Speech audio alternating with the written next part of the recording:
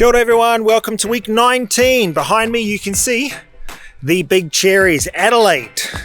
We are here for the next week and a half, and we decided, as we always do in most cities, we're going to visit some big things, and they have a ton.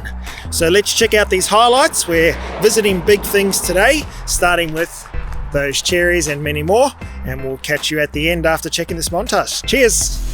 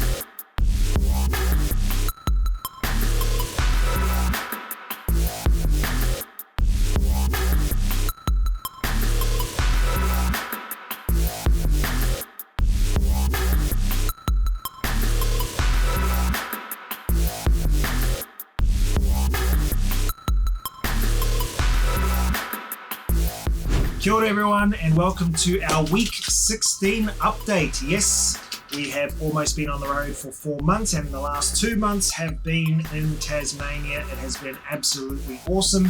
And to think that Robin and I got to see Tasmania last year for about 7 days, we got to see absolutely nothing. So 2 months, 8 weeks was definitely worth its while. So what we want to do is give you a quick summary of some of the best highlights that we think are worth sharing for us as a family, but also traveling around with 3 kids between 10 and 4. So we're going to start with homeschool. Probably our 4 most favourite homeschool places. Port Arthur, although it's a bit sobering, look, it's full of history about Tasmania itself and what it originally was. Van Diemen's Land, and we think that was super valuable for the kids. The Pooseum, honestly, that was one of my favourite places. It was surprising to me how scientific and how many facts there were about and uses for poo. So if you're a homeschooler, definitely get to the Pooseum. The planetarium. So that's in Ulverstone. Really enjoyed going there. Definitely had some remnants from the place in Canberra. What's the place in Canberra, kids? Questacon. Had some definite Questacon vibes. And the planetarium had this really cool movie, which was also pretty good for the kids. And then finally, the Coringa Farm, which you would see in one of our videos where we had the sheep circling around us. We got to see some animals. We got some really nice scones and freshly made jam as well. Those are our there's lots of things for homeschooling, but those are our 4 homeschooling bests. The next ones, we have our attractions and landmarks. The Royal Tasmanian Botanical Gardens in Hobart. Look, that's free. It was just a really nice place to walk around. There was plenty to see, plenty of different plants, flowers, trees, vegetation from different countries. And they also had an Antarctic subtarctic area as well. So that was really interesting.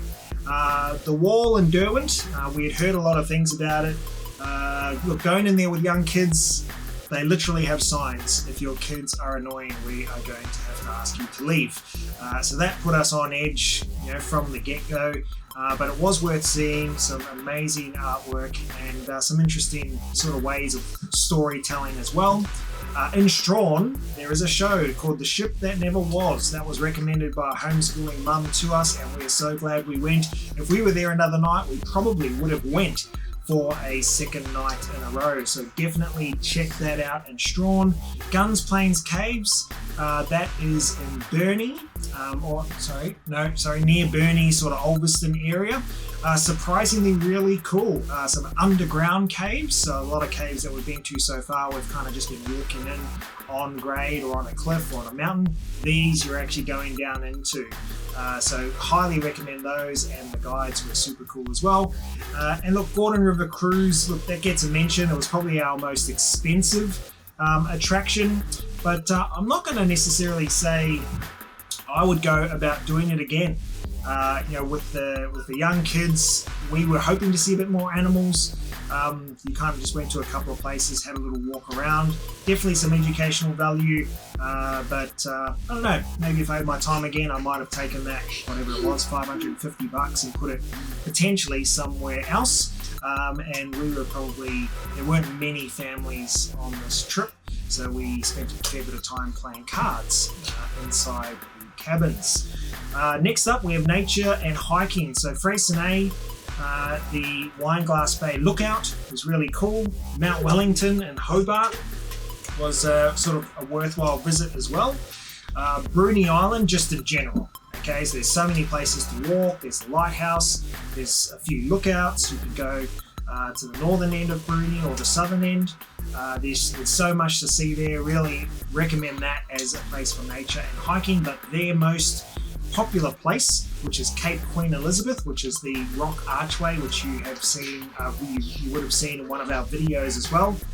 Look, that was breathtaking. Definitely worth the trip. Mountfield Park, which is in between, I guess, as you're travelling from Hobart over to the west coast. Mountfield National Park has some huge trees and is absolutely worth the walk there. A couple of other mentions, Jacob's Ladder, something that not a lot of people sort of report on, but if you're in Launceston and you don't mind driving out, it's like 35-40 minutes to get there. Jacob's Ladder is definitely worth it. And then Cradle Mountain. So if you're there long enough, the Dove Lake and the Crater Peak walks, both must walks. I had little man on my back for a lot of those walks, and yeah, look, we all survived. He does walk downhill, which is really helpful. So that's 3 kids, 2 adults. We got around it real easy, so definitely recommend those in Cradle Mountain. As far as animals and wildlife goes, our highlights, the Seahorse World and Platypus House, both of those were in Beauty Point. From Launceston, you can drive up there. Great educational value for the kids. They could have been in homeschool, but we put them, sort of under animals and wildlife.